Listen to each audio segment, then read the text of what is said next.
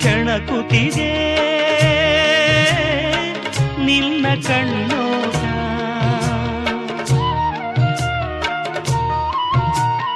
ಕುಣಿಸುತ್ತಿದೆ ನಿನ್ನ ಕಣ್ಣಾಟ. ಸೆಳೆಯಲು ನಿನ್ನ ತನುವಿನ ಮಾಟ, ಕಲಿಯಲು ಆಸೆ ಪ್ರಣಯದ ಪಾಠ ಮಾಡುವುದೇ ನೀಗ.